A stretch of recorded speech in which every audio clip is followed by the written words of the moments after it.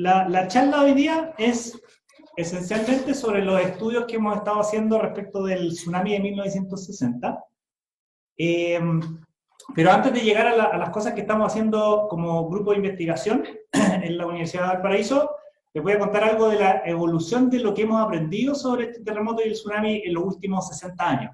El 22 de mayo se cumplieron 60 años, y eso fue hace un par de semanas atrás, y fue una buena oportunidad como para hacer un recuento del avance en la ciencia y en los científicos, y cómo han avanzado los científicos descubriendo en forma gradual e incrementalmente algunas características típicas de este terremoto.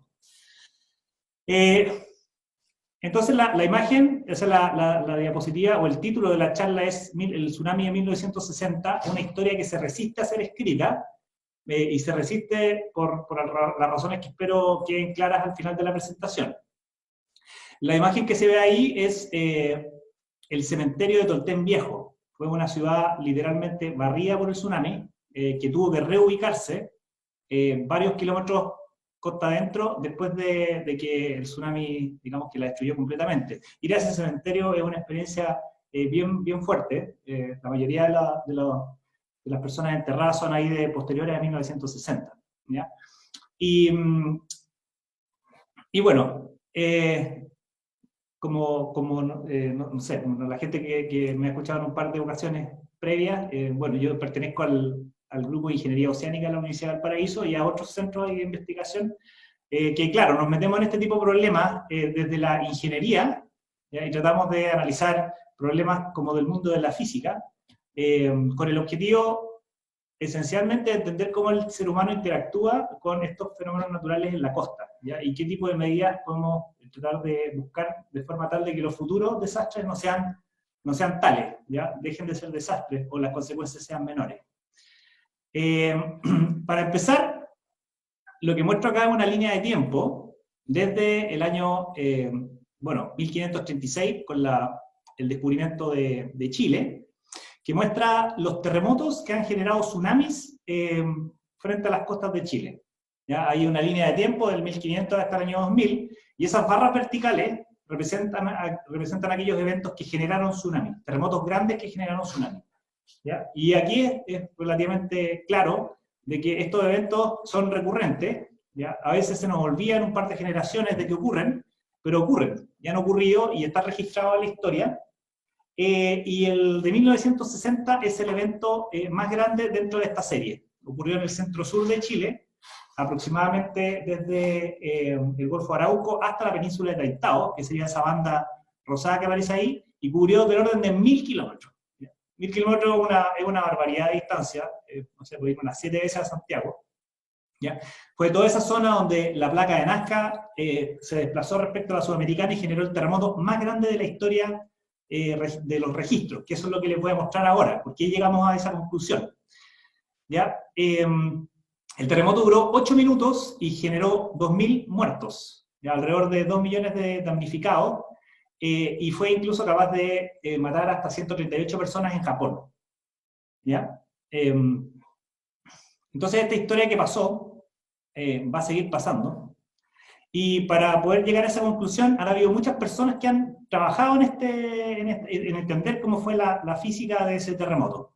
Y aquí hay un compendio, voy a nombrar algunos de ellos, porque les voy a ir contando qué es lo que hizo cada una de esas personas para ir descubriendo este evento. ¿Ya? Hay algunos que son investigadores japoneses con los que me ha tocado trabajar, muchos de ellos son chilenos y bastantes extranjeros. Hay muchos americanos trabajando en este estudio. Algunos pocos de ellos ya se fueron, ¿ya? Pero la gran mayoría de las personas que están acá están vivos. ¿Ya?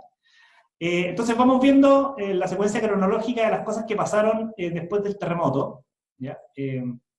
Como les decía, yo no les voy a hablar mucho del terremoto en sí, sino que les voy a hablar de lo que los científicos han descubierto del terremoto. ¿Ya? Lo primero, quizás súper relevante, no tanto desde el punto de vista científico, pero sí testimonial, fue el aporte que hizo don Leopoldo Castedo el año 1960 al producir un documental que se llamó La Respuesta. ¿Ya? Y el documental de La Respuesta se basa principalmente en los trabajos que hizo la Endesa en ese tiempo para, dentro del contexto de lo que se llamó el Riñiguazo. ¿ya? Y para entender el Riñehuazo, ahora sí explico el terremoto.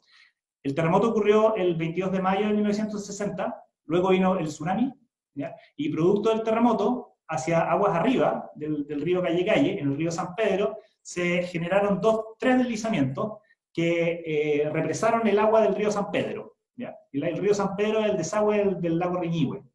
Y esa agua se empezó a acumular, y en algún momento el nivel del agua aumentó hasta 17 metros, con todo lo que eso implica, y los ingenieros de la Endesa, 2 meses después del terremoto, enviaron a retroexcavadoras para tratar de romper esos tacos en forma controlada y que la inundación en Valdivia fuera aliviada.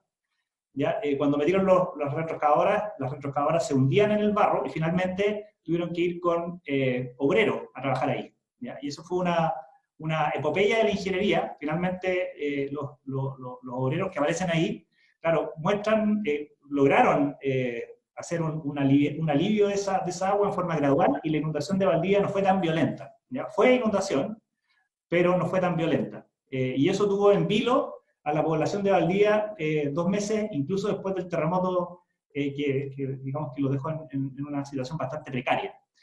Ahora, esto no está directamente relacionado con el terremoto, pero sí hay unas afirmaciones impresionantes de Valdivia que hizo don Leopoldo estando ahí en terreno, ¿ya? Él fue profesor de la Universidad de Chile, un historiador que vino en el Winnipeg, desde España, digamos que después de la guerra española, la guerra civil española. Y bueno, ese es un muy buen antecedente, pero el primer antecedente formal en términos científicos es el que recopiló don Helmut Sievers. Don Helmut también es profesor de la universidad donde trabajo yo, profesor emérito de la Universidad de Valparaíso.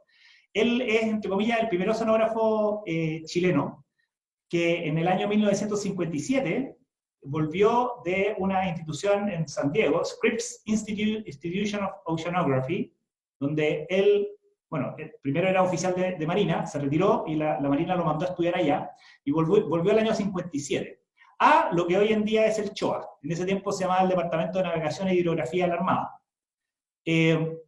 Don Helmut, como consecuencia del terremoto y el tsunami, le pidió al comandante que a cargo del departamento si es que podía ir a terreno, y dada la contingencia y la complejidad de moverse en ese tiempo al sur, las carreteras estaban cortadas, no eran carreteras, caminos estaban cortados, hubiera sido un esfuerzo muy complicado.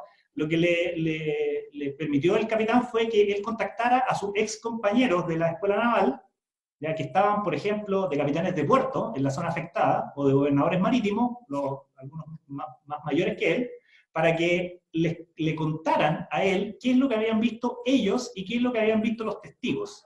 Entonces don Helmut, instalado aquí en Valparaíso, con el teléfono, se dedicó a recopilar la información y finalmente generó un documento que se llama Maremoto del 22 de mayo de 1960.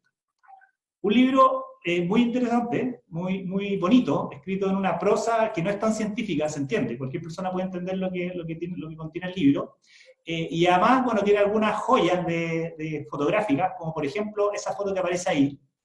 Don Helmut se contactó con un señor Luis Bernucci en Valdivia, que fue la única persona que logró tener un registro fotográfico del tsunami, en el momento del arribo del tsunami, ¿ya? Y tiene una colección de 14 fotos, y esta es una de las fotos, esta es el recogimiento de la primera onda, sacada desde niebla, ¿ya?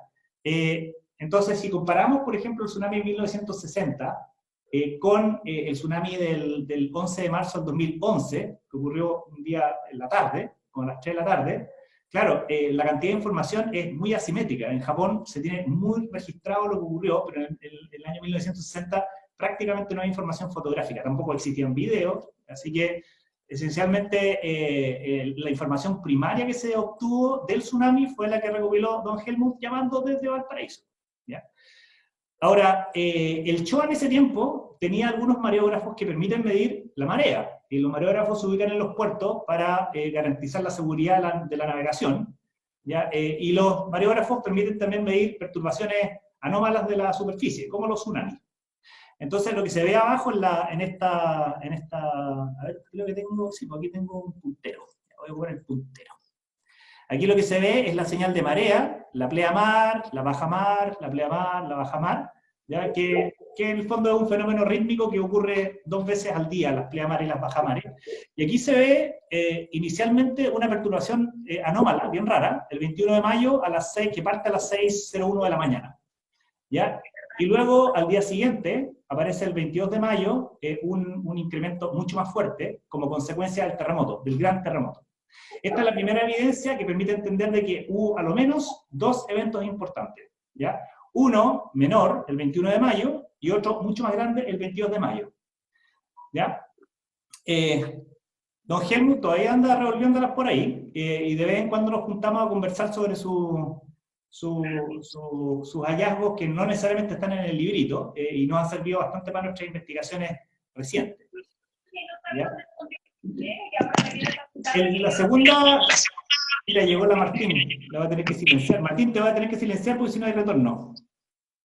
Ya, ahí está. Bueno, la segunda pieza de información vino mucho después, vino el año 1968, por un americano. El terremoto literalmente quedó en el olvido, ya en términos científicos. Pero hay un geólogo que se llama George Plasker, que él estudiaba los terremotos y las consecuencias de los terremotos en los continentes. Entonces, en 1964 hubo un terremoto muy grande en Alaska, que también generó un tsunami, y ese tsunami llegó a Hawái, y por eso fue muy importante para los americanos. Y lo que hizo George Plasker fue ir a Alaska a ver qué es lo que había pasado con ese territorio. Y lo que descubrió fueron movimientos verticales del terreno, como los que aparecen ahí en la figura de la derecha, aquí. ¿Ya? Esos movimientos son generados por el terremoto. En ese tiempo, la teoría de la tectónica de placas era muy incipiente. La tectónica de placas se enunció en 1912 por Alfred de Heckner, pero era una teoría que no tenía pruebas claras. Y luego pasaron, ¿qué?, 50 años, y George Plasker fue a terreno y se dio cuenta de que este terremoto, el terremoto de 1964, había sido muy fuerte y había generado estas deformaciones que no se ven muy seguido. Luego, él sabía del terremoto de 1960 y decidió venir a Chile. Y este gringo loco se arrendó una embarcación y se fue a recorrer el archipiélago de los Chonos, ¿ya? Ahí donde no hay nada, pues Melinca, hacia el sur, ¿ya? Perdido. Y lo que hizo fue buscar este tipo de comportamiento en la costa. Y aquí hay una imagen que es un poco difícil de leer, pero voy a tratar de explicarla. Todos los puntitos, triángulos, cuadrados y triángulos para abajo, negro, son mediciones que hizo George Plasker en Chile. ¿Ya? Voy a poner aquí con la pluma. Aquí está Chiloé, ahí con rojito estoy indicando Chiloé, ¿ya? Y hacia arriba está el continente. Valdivia, por ejemplo, está por ahí, ¿ya? Puerto Chacabuco está como por ahí. ¿Ya? Entonces este gallo se fue a recorrer las islas y fue capaz de detectar los movimientos verticales de la corteza 8 años después. Y publicó un paper que fue la primera vez en que se propuso la existencia de terremotos de subducción, o sea, terremotos de este estilo. ¿Ya? Aquí les voy a mostrar una simulación, no sé si se puede hacer aquí, a ver. Oh, parece que tuvo un problema. ¿Se ve que se ve ahí? ¿Se ve la pantalla o no? Perdimos la pantalla, te vemos a ti solamente.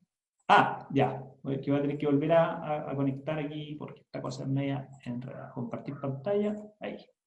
Compartir. Ya. Ahí estamos. Entonces, lo que se muestra ahí en ese video es la zona de interacción entre placas, una placa oceánica y una placa continental, ¿ya? Como la que podríamos tener en Chile. Y eso es lo que se va a generar aquí va a ser un terremoto de subducción que genera un tsunami. ¿Ya? La subducción es una interacción entre placas que se da en pocos lugares del mundo, en general en todo el contorno del Pacífico, donde hay una placa más pesada que la otra y subducta o se mete debajo de la otra. Y ese tipo de terremotos son los que generan tsunamis, son los más peligrosos. Y ese tipo de mecanismo fue el que había en Alaska, y ese tipo de mecanismo es el que representa a las costas de Chile. ¿Ya? Y si se fijan, cuando las placas interactúan, ahí una empuja a la otra, la corteza se deforma súper lento, en el orden de decenas de años, centenas de años, y cuando viene el terremoto, ¡pap!, la corteza trata de volver a su posición, las islas que están muy cerca de la fosa, como la Palmerita, tienden a levantarse, y el continente en algunos lugares tiende a hundirse, ¿ya? Y ese patrón fue el que encontró George Plafker en Chile. O sea, él se dio cuenta que islas como la isla Mocha, por ejemplo, o la isla Guafo, que están muy cerca de las fosas, se levantaron. En el caso de la isla Guafo se levantó hasta casi 5 metros, ¿ya? Pero el continente se hundió, Valdivia, por ejemplo. Pero no solo Valdivia, fueron alrededor de 1000 kilómetros en donde el terreno se hundió. Y a partir de esto, George Plafker propuso esta idea de la existencia de los terremotos de subducción que generan tsunami, ¿ya? Pero solamente 8 años después, y publicado en 1970. Pasaron los años, ¿ya? Y en 1978, el sismólogo Hiro Kanamori, de un japonés que trabaja hasta el día de hoy en Caltech. Caltech es California Institute of Technology. Este es como el sismólogo más importante de la historia de la sismología, es como el padre de la sismología, ¿ya? Y George Plafker es como el padre de la geología de los terremotos, ¿ya? Y bueno, Hiro Kanamori, nacionalizado americano, fue el que por primera vez en la historia hizo un ranking de los eventos más importantes, y lo que se muestra ahí arriba en la figura, aquí, esta figura de acá, muestra los diferentes eventos. Por ejemplo, C significa Chile, AK significa Alaska, esa Alaska sería 1964, C sería Chile, y bueno, y todos estos puntitos de acá corresponden a los diferentes terremotos, y aquí está la magnitud del terremoto, y esta es primera vez que se cataloga el terremoto de 1960 como el más grande de la historia de los registros, ¿ya? Y este análisis se hizo hasta 1980, pero sigue siendo válido porque desde 1980 hasta la actualidad han ocurrido 3 grandes terremotos, que son el del 26 de diciembre del año 2004 en Indonesia, el del 27 de febrero de Chile, del 2010, y el del 11 de marzo del 2011 en Japón. Pero esos 3 terremotos son más chicos que el de 1960. Así que esta fue la primera vez que se dijo, bueno, aquí en el fondo, como dicen por ahí, de vez en cuando somos campeones mundiales de terremotos, ahí está el terremoto más grande de la historia. Hiro Kanamori, 1978. ¿Ya? Luego, en 1989, ya pasaron bastantes años, vino esta es la única mujer científica que se ha metido en el problema haciendo hallazgos importantes, que es la Inés Cifuentes, y ella es hija de un ecuatoriano con una madre estadounidense, ¿ya? Ella, en su tesis doctoral, estudió el terremoto de 1960, porque a pesar de que nació en Londres, bueno, se dio hartas vueltas, vivió en Chile, y cuando vivió en Chile, claro, se interesó por la sismología chilena, y su tesis doctoral se basó en el terremoto de 1960. Y escribió este paper, que es súper evidente. En el mundo científico uno tiende a tratar de entrar a los papers, y es súper árido el lenguaje científico. Pero aquí el título es súper claro, dice, los terremotos de Chile en 1960. O sea, está diciendo que hay más de un terremoto. ¿Ya? Clarísimo. Y lo constata a través de la medición de registros sísmicos en Estados Unidos. ¿Ya? Ahora, después la historia de la Inés Cifuentes es muy bonita, porque ella se dedica después a la divulgación científica. Se va a Estados Unidos, se radica en Estados Unidos y dedica el resto de su vida, ella falleció, a contar ciencia a niños, digamos que en situación precaria. Y ahí tiene un texto, o sea, una cita que dice, we must become storytellers, que es algo así como nosotros tenemos que aprender a hacer cuentacuentos cuando hablamos de la ciencia. ¿Ya? Bueno, entonces pasamos del terremoto más grande, y ahora son más de un terremoto. Y de hecho, finalmente fue un enjambre de varios terremotos, uno de los cuales, el del 22 de mayo, el más grande de todos. El paso siguiente vino en 1990 con el aporte de Sergio Barriento. Y Sergio Barriento, él es el actual director del Servicio Sismológico Nacional. Aparece, ayer salió en la tele, aparece a cada rato, terremoto que hay o temblor que hay, aparece explicando. Y bueno, y Sergio vivió mucho tiempo en Europa, estuvo en una agencia internacional, un cargo bien importante. Y después se vino a Chile, y ha estado a cargo del Servicio Sismológico, incluso después del terremoto del 2010, bajo su mando. La red sismológica nacional se ha fortalecido bastante y ha hecho un trabajo muy bueno. Y en términos científicos, propiamente tal, no operacional, en términos científicos, lo que hizo Sergio fue ponerle como una forma al terremoto, ¿ya? Y esto es una cosa bien novedosa. En fondo, no es decir como el terremoto de una magnitud tanto, sino que tiene una forma. Y en algunos lugares se deformó más que en otros lugares. En 1990 esto era bien avanzado, ¿ya? Y lo hizo para el terremoto de 1960, que también fue un aporte. Entonces, finalmente pasamos del terremoto más grande a un enjambre de terremotos, y después a darnos cuenta que los terremotos no son un punto, no son una zona, no son un epicentro, sino que es una gran zona de ruptura que se mueve de manera súper irregular. ¿Ya? Bueno, y después vinieron muchas otras personas, algunos de los cuales son chilenos. Ahí está Sergio Barriento, después hay un equipo de gente que trabaja en la Universidad de Concepción y en la Universidad Austral, Marcos Moreno y Daniel Melnik, que ellos son, yo creo que de los científicos de la geociencia, de las ciencias de la Tierra, chilenos, que tienen mayor influencia a nivel mundial. Trabajan hoy en día con tecnología súper avanzada, GPS, satélites, etc. Y bueno, ellos también pudieron darle en algún momento, en el año 2009, una forma al terremoto. ¿Ya? Aquí esta diapositiva no alcanza a hacer, porque no me dio el tiempo nomás, pero en el fondo ahí lo que yo trato de mostrar son todos los posibles modelos del terremoto de 1960. Está Sergio, está Marco, está Daniel, y están también la escuela japonesa, encabezada por Kenji Satake, la persona ahí que está debajo del 2013, y Hot Sun-yen, que fue su alumno de doctorado. Yo estoy trabajando con Kenji Satake y les voy a contar un poco de esa historia porque es muy interesante. Lo que hacen los japoneses es utilizar información bien distante. Ellos ocupan información de los tsunamis que se registraron en Japón para ver cómo fue el terremoto de 1960. ¿Ya? Sergio ocupa información más geológica, geofísica, terremotos, movimientos verticales del terreno, pero los japoneses van por otra línea. ¿Ya? Entonces hay diferentes modelos para caracterizar ese terremoto. Y luego viene con otro tipo de enfoque el trabajo de Marco Cisterna, que él es profesor de la Católica de Valparaíso. Él es profesor de historia, pero hizo el doctorado en la Universidad de Concepción y se dedicó a hacer calicata. En el fondo, él trabaja en una disciplina que se llama los paleotsunamis. En el fondo es ir a terreno, en lugares donde pueden haber trazas de tsunami, ¿ya? Hace hoyito, ¿ya? Y finalmente captura la presencia de estratos de arena. Entonces, bueno, Marco trabaja con Brian Atwater, que es el gringo de arriba, y Brian Atwater en algún momento dio el inicio a esta disciplina, porque en el norte, en Oregon, en el norte de Estados Unidos, por la costa pacífica, hay registros de arena proveniente del mar de fechas antiguas que en su momento no se sabía qué eran. ¿Ya? Y finalmente lo que hizo Brian Atwater fue identificar que eso eran depósitos de tsunami. ¿Ya? Y con eso se llegó a la conclusión de que esa era una zona potencialmente afecta a tsunami. Y bueno, y al igual que George Plafker, el caballero, el geólogo que vino en el año 1968, Brian Atwater vino a Chile en los 90 y conoció a Marco. Y fueron a terreno, han ido a muchos lugares, y lo que hacen ahí es, claro, hacen esas calicatas y ven, y aquí voy a tener que explicar esto para que se entienda bien, lo que aparece ahí es una sábana de un género con un pegamento especial desarrollado por los japoneses, que tú lo pegas al suelo y se te pega el estrato de suelo en la tela. Y después sacas la tela, te la llevas al laboratorio, lo secas y te queda todo el registro de la estratigrafía del terreno. Entonces arriba se alcanza a ver la vegetación reciente, ya el pastito.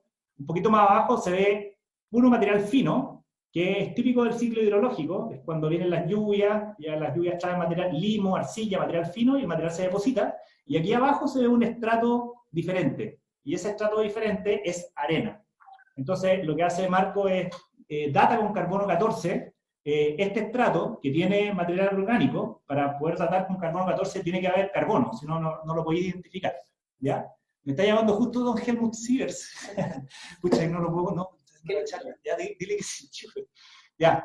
Bueno, entonces, está, qué simpático. Ya, yo creo que está tratando de conectarse. Bueno, entonces, se necesita carbono para poder datar los estratos. Entonces, a partir de eso, por ejemplo, en esta imagen específica, lo que hizo Marco fue identificar el terremoto de 1730 en Quintero. ¿Ya? En Chile, o sea, en la zona central de Chile, en 1730 hubo un terremoto endemoniadamente grande, y aquí está identificado, pero también lo han hecho en el sur.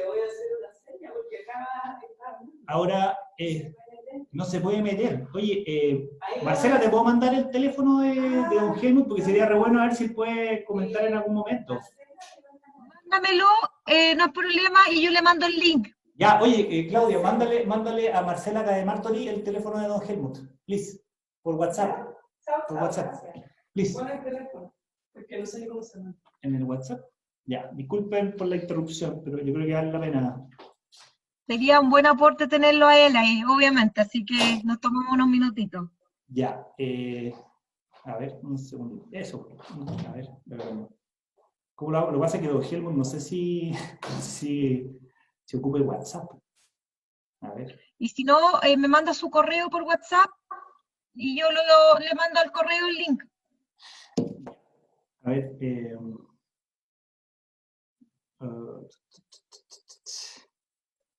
¿Dónde está don Helmut? Mira, te puedo mostrar el... A ver si lo puedo copiar. Ya, copiar.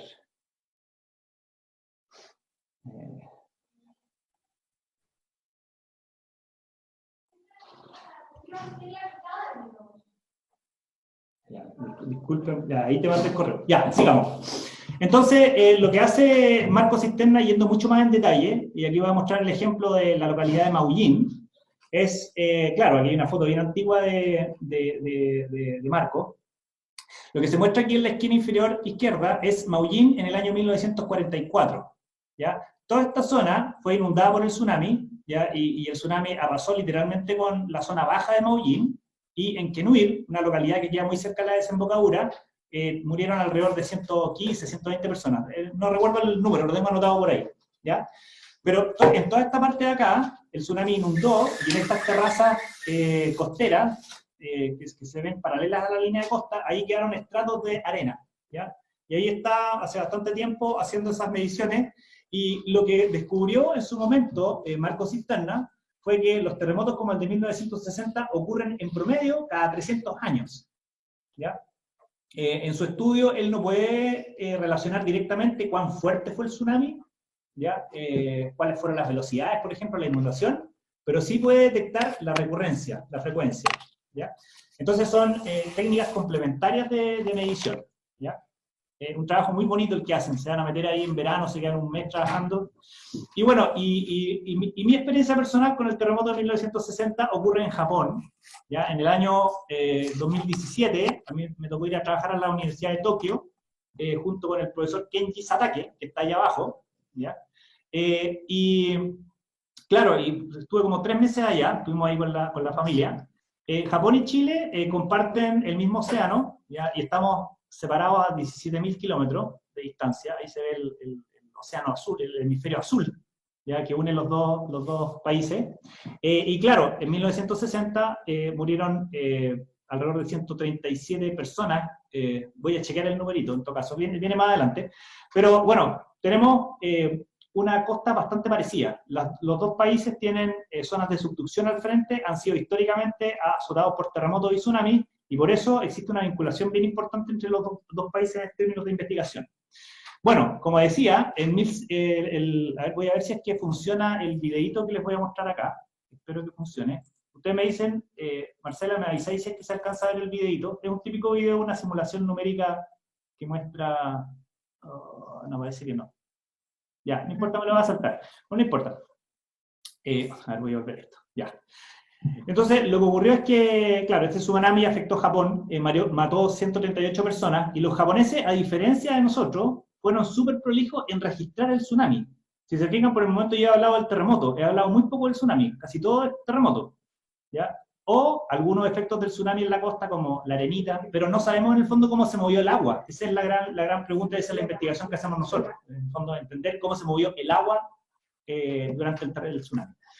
Entonces, visitando a un amigo ahí, Takahito Mikami, en la Universidad de la ciudad de Tokio, Tokyo City University, él, bueno, este es su estante, y muchos de los estantes los había heredado de su profesor, un profesor que estudiaba riesgos naturales y estudiaba tsunami, y tenía una sección especial con el terremoto de 1960. Y los japoneses produjeron este informe. Este informe, que está en inglés y en japonés, es un informe súper detallado de lo que pasó en Japón, ¿ya? Lo que nosotros no hicimos. Y es tan detallado que se lo voy a mostrar acá. Este es otro libro, un librito que se deriva de esa información, que se llama The Orphan Tsunami, el tsunami huérfano, donde aparece, está escrito por Brian Atwater y Kenji Satake, fíjense cómo se empiezan a cruzar los nombres. Y aquí se muestra los impactos del tsunami en Japón. ¿Ya? Entonces se ve, por ejemplo, todos estos puntitos de acá indican los lugares donde se registró el tsunami, y aquí se alcanza a ver la altura que llegó. Entonces hay lugares donde el tsunami llegó hasta 6 metros de altura, ¿ya? Y podemos elegir uno de esos lugares, por ejemplo, Miyako Bay, Y aquí, dentro de esa bahía, ya vemos que hay una medición muy detallada de cada uno de esos puntos de inundación. Y si vamos al plano ya de la ciudad, podemos cruzar los planos históricos de la ciudad en el año 1960, ya podemos dibujar las zonas de inundación y las mediciones. Incluso los japoneses, como son bien mateos, dejaron registro, como aparece en el número 4, de las cotas de inundación, las profundidades de inundación en todos esos puntos, ¿ya? Y ese tipo de información nosotros no la tuvimos en Chile, ¿ya? A pesar de que fue el terremoto más grande de la historia y probablemente el tsunami más grande de la historia, que es lo que por el momento todavía no hemos probado.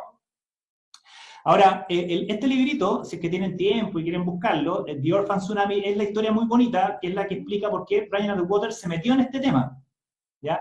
Cuando él navegaba con su kayak ahí en Oregon, ya buscando estratos de arena, claro, encontró este tsunami que al datarlo era del año 1700 aproximadamente, pero no había registro histórico en ese momento que dijeran que ahí había un terremoto, y se juntó con mi profe, Kenji Satake, el sensei, le dicen sensei más que profesor, y Kenji Satake lo que hizo fue buscar en las crónicas japonesas, donde efectivamente había un terremoto de 1900 que había ocurrido en 1700, y hicieron la vinculación entre el terremoto de Japón y el tsunami en Cascadia, en el norte de Estados Unidos, y por eso le llamaron The Orphan Tsunami, porque era un tsunami que no se sabía quién era el papá o la mamá, ¿ya? Finalmente se hizo esa vinculación.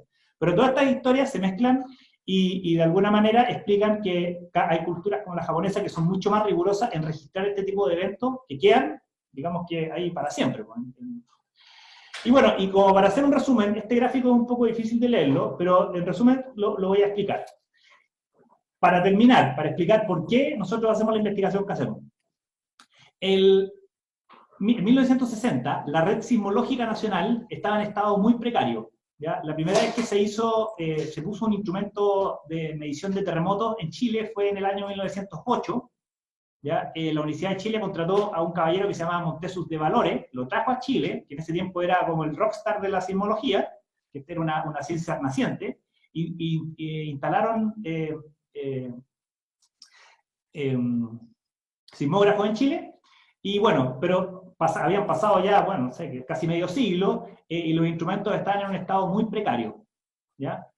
Y además, el año 61, en el Instituto de Geofísica de la Universidad de Chile, donde estaban los registros del terremoto, hubo un incendio, y se quemaron esos registros, ¿ya? Por lo tanto, en Chile no hay registros del terremoto, porque se quemaron. Por otro lado, los registros de las mareas, ¿ya? Como el que les mostré al principio de don Helmut, el más cercano es de Talcahuano, y Talcahuano queda al norte de la zona de ruptura. ¿Ya? Talcahuano, hay Valparaíso, Coquimbo, Caldera, Antofagasta, Arica, ¿ya? Y por el sur, Punta Arenas. Entonces tampoco hay registros del tsunami. No hay ni registros del terremoto, ni del tsunami en la zona más cercana a la ruptura. Después, la historia está lleno de libros. Si uno va a recorrer las bibliotecas de Chiloé, por ejemplo, en Castro se va a meter a la biblioteca pública, lo que sea, encuentras libros de todo, es impresionante. Pero esos libros no te dicen cómo se movió la ola, te dicen cómo se inundó después, te dan algo de información, pero no te dicen qué fue lo que pasó. Entonces la historia tampoco sirve para caracterizar cómo fue ese tsunami. Y luego está la paleosismología, que sirve para otro tipo de análisis, para entender cuál es la recurrencia de los grandes eventos, pero tampoco te permiten explicar por qué, en el fondo, cómo fue el tsunami. Y en la actualidad tenemos satélites, tenemos GPS, tenemos información que es mucho más rica y que permite, después de un terremoto y después de un tsunami, caracterizarlo con una precisión impresionante, como fue específicamente el del 11 de marzo del 2011, que es un evento que está súper bien caracterizado. Incluso hoy en día los japoneses tienen una red de sismógrafos submarina, ahí hundida en la fosa, cosa que cuando venga el terremoto lo capturen casi inmediatamente y den el aviso y las alertas lleguen mucho antes que lo que llegan en Chile. ¿Ya?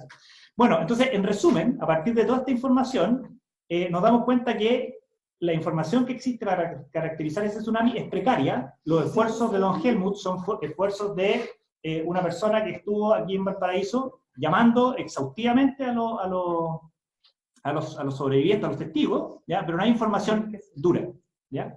Aquí tengo a toda la familia dando vueltas, está un poco difícil concentrarse, ¿ya? Bueno, y lo que queda, finalmente, es ir a entrevistar a los testigos que vieron el tsunami, que son muy pocos, ¿ya? Muchos de ellos son octogenarios, nonagenarios, hemos entrevistado personas incluso de hasta 96 años, ¿ya?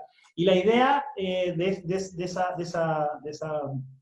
ese trabajo es, primero, ver cuál es la verosimilitud de su relato, ¿ya? Llevarlos a terreno, y eso es un poco en los videos que hay ahí atrás, que yo tengo detrás de mí, en la pantalla en el fondo. Ese videito es un videito que lo lanzamos hace poco y yo se lo puedo pasar a Marcela para compartir. En el fondo cuenta cómo se hacen estos estudios en el campo, ¿ya? Y bueno, y voy a ir armándole un poco la historia en lo que queda, no sé cuánto rato llevo. Patricio, no, estamos bien. Hay una señora, sí, debe ser ya señora, que se llama Alice Hope, que está ahora presenciando la conferencia, que es sobreviviente del terremoto. Esa vendría a ser mi suegra, ¿no? Me soplan acá por el correo de la bruja. No la saludaba a la suegra. Bueno, y a mi madre la saludé al principio, a mi padre, están todos acá. Estamos con barra aquí, estamos con toda la familia aquí también en el living. Bueno, entonces, la pregunta es, ¿qué hacemos con esta falta de evidencia asociada a este evento? Entonces, bueno, aquí me va a saltar esa diapositiva. El concepto de fondo es ir a rescatar la memoria de los sobrevivientes directos del tsunami, ¿ya? Y este es un reportaje que en algún momento se hizo en una revista Costa Magazine de Concón, ¿ya? Donde en el fondo se explicaba lo que hacíamos.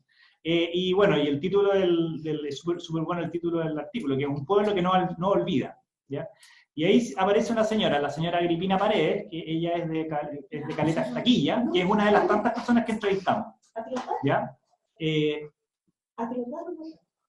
Durante aproximadamente 4 años hicimos varios viajes al sur y logramos entrevistar a 31 personas que fueron testigos directos en 38 localidades donde había información, y recorrimos bastantes más. O sea, no logramos hacer el trabajo que hizo George Plasker de ir al archipiélago de los Chonos, porque todavía no lo hemos hecho, ¿no? ¿Ya? Pero sí recorrimos desde Puerto Saavedra hasta el sur de Chiloé, y encontramos en estas localidades y con estas personas información, ¿ya? Ahí hay un dibujito, ahí estoy yo dibujando un poco la planificación de uno de los días, sobre el dibujo del paper original de George Plasker, donde se muestran ahí unas líneas punteadas que dicen en el fondo cómo fue el movimiento de la Tierra, ¿ya? Y bueno, acá hay un ejemplo de don Joaquín Martínez Silva. Disculpen, voy a cerrar la puerta porque no puedo escuchar. Ya, aquí hay un ejemplo. Oye, que ha salido muy chacotera esta presentación. Bueno, acá hay una foto de don Joaquín Martínez Silva. Él en 1960 tenía 16 años y él vivía en Tolten Viejo. La primera diapositiva que les mostré, donde aparecía la cruz. ¿Ya? Ahí estamos muy cerca del cementerio. Y por ejemplo, su historia es una historia que la alcanzamos a ver en 2 casos a lo menos, que es cuando vino el tsunami, él se subió arriba del techo de la casa, y la casa se la llevó el agua, y la posicionó como a 3 kilómetros de donde estaba originalmente, ¿ya? Entonces, en este caso, lo que estamos haciendo es, hablando con él, vamos a terreno, usualmente somos varias personas, de forma de tratar de generar una conversación, porque originalmente lo que hacíamos era llegar con un cuestionario y preguntarle, como se hace hoy en día, cuando hay un tsunami, hasta dónde llegó la ola, qué sé yo, algunas características típicas del tsunami.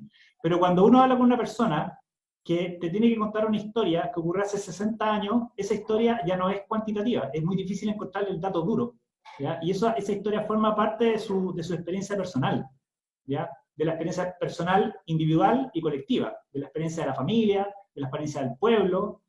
Entonces, para poder llegar a obtener un dato que nos sirva a nosotros para hacer nuestros cálculos, que en el fondo es lo que queremos hacer y que se lo voy a explicar más adelante, claro, hay que estar prácticamente un día completo con ellos, ¿ya? Y uno empieza a ver ahí cosas que son muy entretenidas, como por ejemplo eso de que te reciben en la casa personas que tienen, no sé, 75 años, 92 años, y tienen una historia que contarte y probablemente hace mucho tiempo que no los escuchan a ellos. Entonces te ponen toda la atención, te invitan a comer, no sé, íbamos para allá y nos ganábamos como 4 kilos por cada una de las travesías, porque te trataban realmente bien, Y había toda una logística de fondo que consistía en primero contactar a las DIDECO, que son las Direcciones de Desarrollo Comunal, tratando de buscar sobrevivientes, porque cuando uno va a terreno, tiene una visita a terreno es cara, uno tiene que arrendar auto, tiene que estar, no sé, 10, 12, 15 días dando vueltas, y no puede ir de manera ciega buscando sobrevivientes, hay que hacer un trabajo previo. Y una de las cosas que descubrimos es que cuando uno contacta a las municipalidades, y las municipalidades te ponen a su vez en contacto con representantes, oye, Piti, estoy hablando, ¿ya? Cuando uno contacta a esta gente, que en el fondo es, no sé, presidentes de la Junta de Vecinos, qué sé yo, personas, entre comillas, respetables de cada uno de los pueblos, las puertas se te abren así. Entonces uno llega con una persona conocida a preguntarle a uno de estos sobrevivientes sobre su experiencia personal, ¿ya? Y eso fue un descubrimiento que para el caso mío, que yo vengo de las ciencias duras, de la física, de la ingeniería civil, yo soy ingeniero civil, eran cosas que no conocía. Son técnicas de recopilación de información que no son, vienen de las ciencias sociales, esencialmente. Bueno, y aquí está de nuevo esta señora en Caleta Estaquilla, y una de las cosas interesantes también, con la que nos encontramos, es que, claro, cuando uno conversa con estas personas y la llevas a terreno, te empieza a decir, no, mire, a ver, señora, ¿usted se acuerda qué es lo que pasó ese día? Sí, ¿qué edad tenía? 7 años.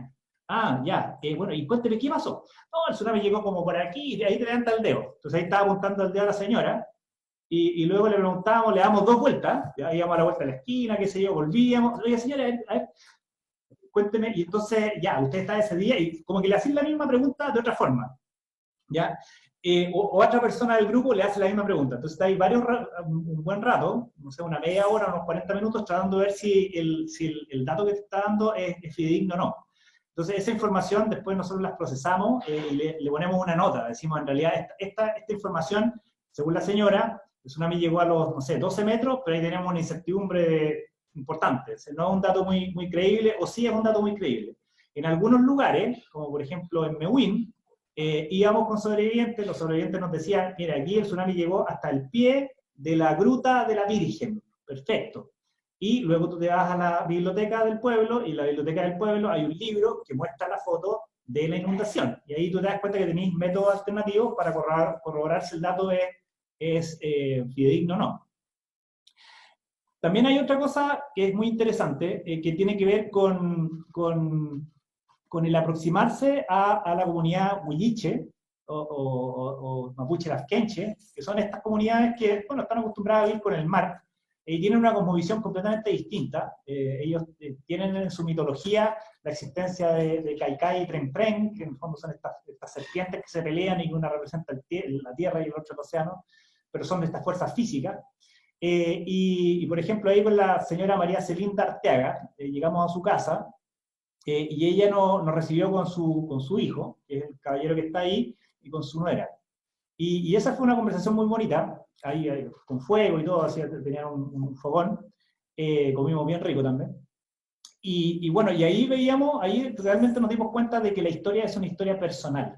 La señora partía comentando su experiencia personal. Ella estaba en el cerro, ella no vio el tsunami directo, sino que tuvo arriba un cerro, una loma, y después tuvo que bajar, y cuando bajó vio que había quedado una crema abajo en el estero Queldán. Ahí ese es el lugar donde ella vivía, y vive hasta el día de hoy, o sea, no se ha movido, son historias que quedan ahí congeladas en el tiempo. Y bueno, claro, y cuando ella contaba su experiencia personal, su hijo la iba rectificando, de repente le decía, no, mamá, ¿te acordáis si no fue no fue, así, no? Como que había como una especie como de balanceo entre la historia de la señora, la historia del hijo y la historia de la nuera, y al final era una historia familiar. O sea, el tsunami estaba absolutamente embebido en la historia de estas personas, el terremoto, ¿ya? Y eso es una cosa que a mí todavía me supera un poco en términos de mis conocimientos como científico. Yo creo que, bueno, en todo caso tenemos horas y horas y horas de grabaciones que en algún momento yo creo que les va a servir a gente que venga como de las ciencias sociales para decodificarlo. Y esta es la historia de don Paulino Gómez. Yo la conté la otra vez el año pasado en el CODAR, cuando hice una charla que era media eclíptica, hablaba como de todo, ¿ya? Pero yo creo que vale la pena contarla de nuevo porque a mí también me impresionó. Y don Paulino, fuimos a entrevistar a su hermano, que el hermano tenía tenía Alzheimer, no era Alzheimer, tenía Parkinson, perdón, pero tenía un Parkinson tan avanzado que ya no podía hablar. ¿Ya? Entonces el caballero hablaba al lado de su estufa, ya, calentito, oscuro, conectado, me acuerdo que estaba viendo TVN, y era su vida era estar, digamos que en un lugar medio oscuro, como una cueva, con alto calor, y con la tele ahí prendida cuando afuera se rajaba lloviendo. Y don Paulino estaba al lado de él, pues. Entonces nosotros le preguntábamos algo al hermano, y el hermano no podía responder, o sea, respondía, y don Paulino nos traducía. Y cuando terminó la entrevista, salimos, y él, don Paulino, era el presidente de la Junta de Vecinos, un gallo súper articulado, con una memoria tremenda, y muy inteligente, y él dijo, bueno, yo tengo también una historia, y él tenía 13 días para el terremoto de 1960, y lo que ocurrió es que, claro, estaba con la mamá, él, recién nacido, cerca ahí de donde está parado, esa es una iglesia, está cortada la iglesia, la foto no la tengo hasta arriba, pero ahí está el campanario, ¿sabía? Y él vivía detrás de la iglesia. Y vino el terremoto, y después del terremoto el agua se empezó a recoger, y vino un jinete corriendo, cabalgando desde el mar, avisándole a la gente del pueblo de que venía el tsunami, y la mamá de don Paulino le pasó a Paulino el jinete para que arrancara con la guagua, ¿ya? Y el jinete lo agarró y se lo llevó bien apretado, ya, cabalgando hacia el cerro. Y bueno, y don Paulino era cojito, ¿ya? Y vivió toda su vida pensando que era cojo por eso, porque el jinete lo había apretado las ancas cuando era chico, y después de mucho tiempo, cuando fue a Castro a verse porque tenía otra dolencia, el doctor le dijo que había sido polio. Entonces, al final, este gallo había vivido 40 años de su vida pensando en que su desgracia de ser cojito era por el terremoto, y era por el jinete, y al final no tenía nada que ver esta cuestión. Pero, no sé, impresionante. Ahí es cuando se empiezan a cruzar las historias que desde la ciencia pura no logramos, digamos que ciencia dura, más que pura. No logramos decodificar muy bien. Bueno, ahora, con esa información, una vez que vamos con las personas a terreno, y ya tenemos relativamente claro hasta dónde llegó el tsunami, vamos y medimos. Entonces ahí estamos con un colega, el profesor Eduardo Empanada le digo yo, un profesor de arquitectura, donde estamos midiendo con instrumentos topográficos la profundidad de la inundación, en este caso en Pucatrihue. ¿Ya? Pucatrihue es un lugar precioso, vale la pena ir a conocerlo. Pucatrihue, Maicolpuello, Bahía Blanca, Bahía Mansa, lugares impresionantes. Y a partir de eso, generamos información como esta. Y este es un mapa de la zona centro-sur de Chile. Las barras verticales muestran digamos que la altura hasta donde llegó el tsunami. ¿Ya? Entonces, y ahí hay una persona, a mano izquierda, hay una persona que muestra, comparado con escala, allí, entero láser, cuál sería la altura de esa persona comparado con la inundación. Entonces, por ejemplo, esa barrita de ahí, la barrita más roja, es en Bahía Mansa, y ahí el tsunami llegó como a 27 metros. ¿Ya? Es importante. Pero no es tanto más grande que lo que ocurrió en el año 2010. El año 2010 nosotros medimos hasta 31 metros, 29, 31 metros por ahí en Constitución, donde está la planta Celco. Así que en general, en términos del tsunami, la ola no fue tan grande, pero sí cubrió una extensión territorial mucho más grande que, por ejemplo, la del 2010. Ahí está el Guafo, ¿ya? Aquí está Concepción, y de aquí recién parte el archipiélago de los Chonos para abajo. Melinca está como por acá. Y la ruptura siguió muchos kilómetros hacia la derecha, digamos que hacia abajo. Pero hacia allá no hay testimonio. Así que probablemente esa zona, a pesar de que queremos ir a visitarla para ver los efectos después del terremoto, no vamos a encontrar testigos que nos digan hasta dónde llegó la ola. Así que eso va a quedar probablemente con las técnicas actuales, digamos que en un cuestionamiento. No vamos a saber mucho lo que pasó ahí. Y después hacemos las cosas donde sí yo me siento mucho más confortable, que son modelaciones numéricas. Aquí no voy a explicar el detalle, solamente les voy a decir más o menos para qué sirven estas cosas. Lo que se muestra aquí es una modelación, voy a volver a correr la cuestión, una modelación del tsunami frente a la costa chilena. Esos puntitos azules que van y suben y bajan, es el tsunami avanzando por la costa, llegando primero a la costa y después avanzando. ¿Ya? Y eso lo estamos haciendo ahí con un par de colegas. Lo estamos trabajando con el Matías Carvajal, que le está haciendo su doctorado en la Universidad de Concepción, este muñeco de aquí, también es ingeniero civil de la Santa María y magíster en oceanografía de la Valparaíso, y con el Pato Catalán, que es el director de ingeniería civil en la Santa María. Y lo que hacemos es ocupar los modelos de estos muñecos, pues, de la gente que estudió el terremoto, ya del Kenizatake, qué sé yo, todos estos de acá, y vemos a partir de esos modelos qué es lo que pasó con la ola. ¿Ya? Entonces, tenemos una medición, que es una medición completamente independiente, que es la medición que nos dan los testimonios, y comparamos esa medición con los modelos. ¿Ya? Y ese es el cruce que hacemos, para ver si nuestros modelos realmente replican lo que pasó. ¿Ya? Lo repito, tenemos modelos de un terremoto que fuerzan un modelo de tsunami, vemos cómo avanza el tsunami, y después comparamos esos modelos con los datos obtenidos en terreno a partir de los testimonios. Y validamos el modelo con esa información. ¿Ya? Ese es el objetivo fundamental de todo este análisis. ¿Ya? Entonces empezamos a cruzar información, como por ejemplo, la información de la secuencia que reportó don Helmut Sievers en su libro del maremoto del 22 de mayo. ¿Ya?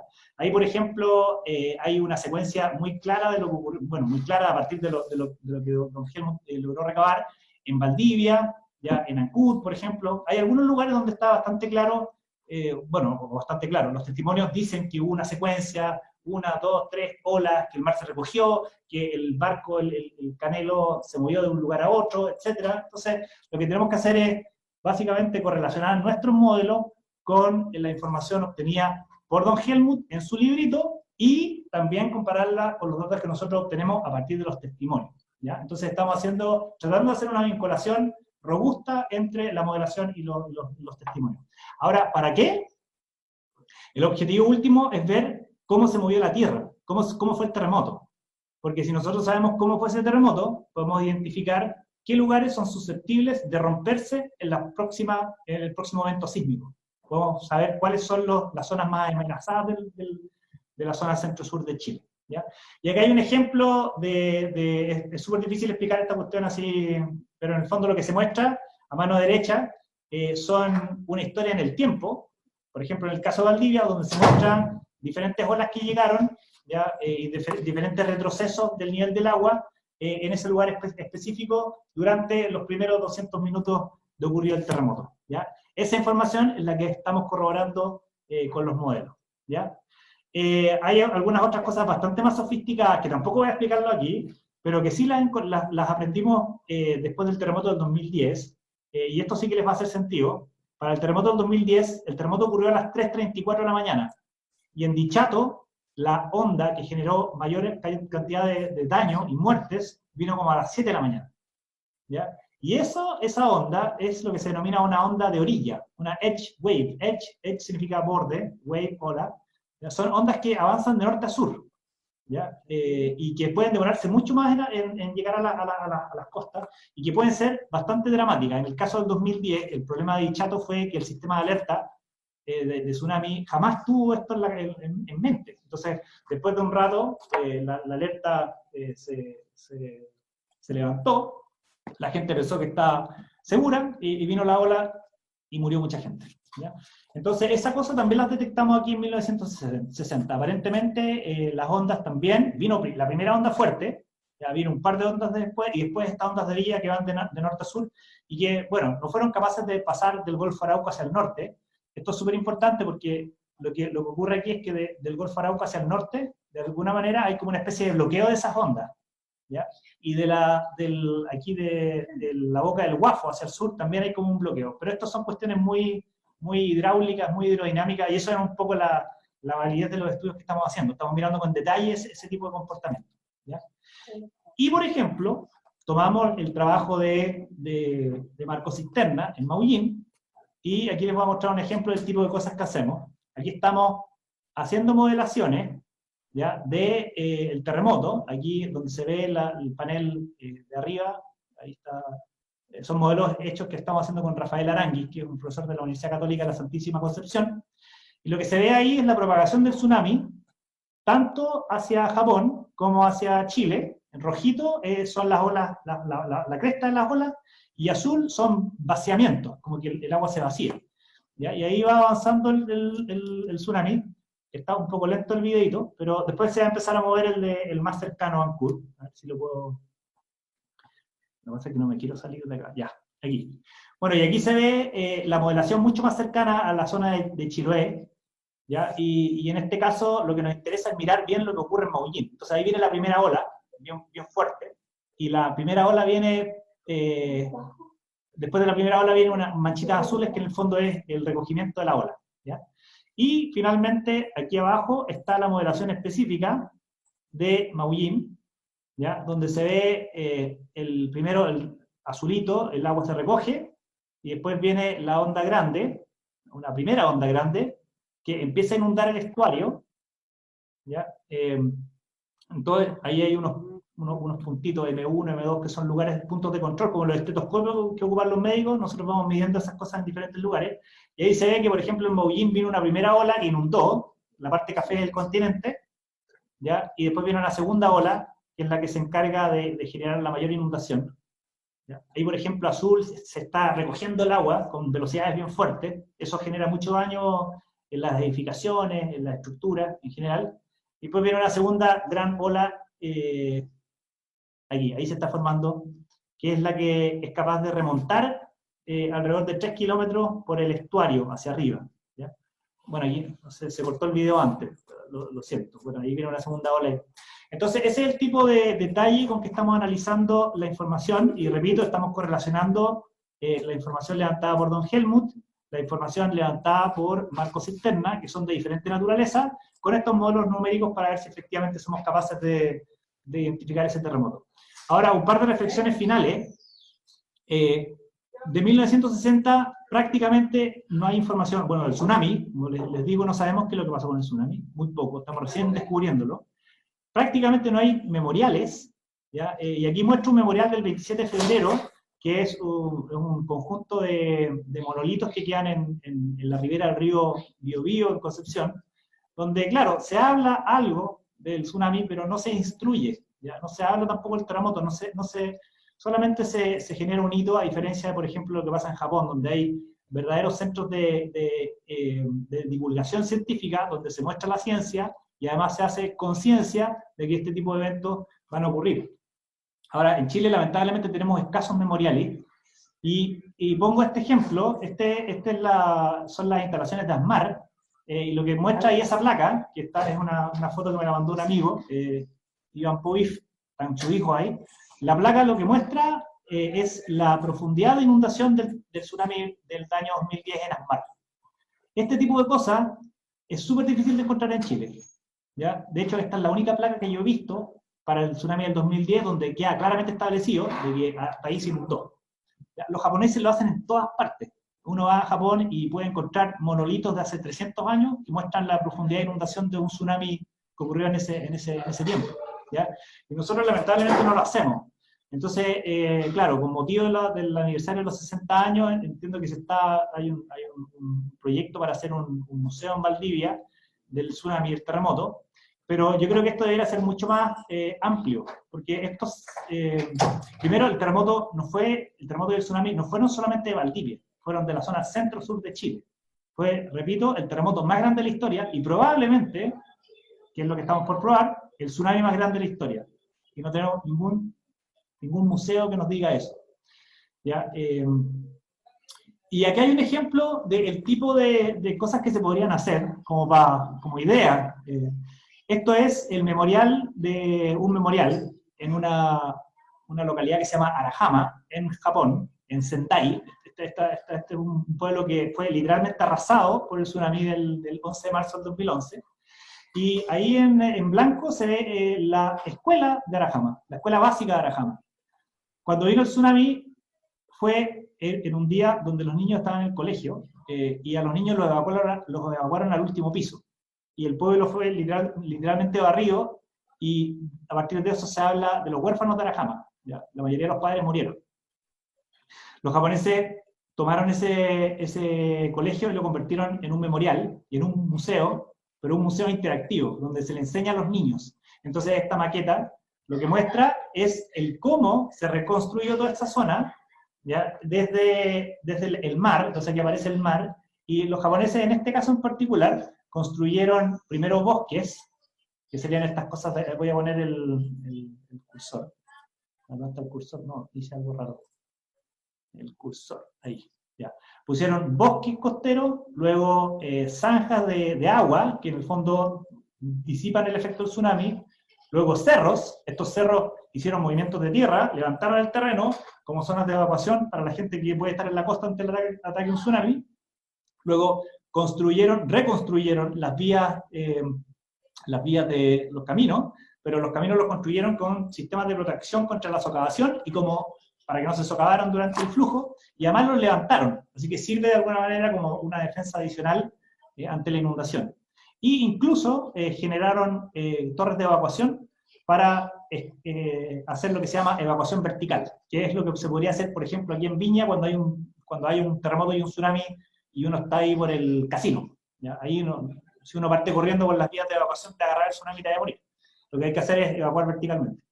Entonces, este tipo de sistemas de múltiples defensas, una filosofía de diseño territorial, también tiene un correlato en los instrumentos de planificación territorial. También hay zonas donde se puede construir y zonas donde no se puede construir.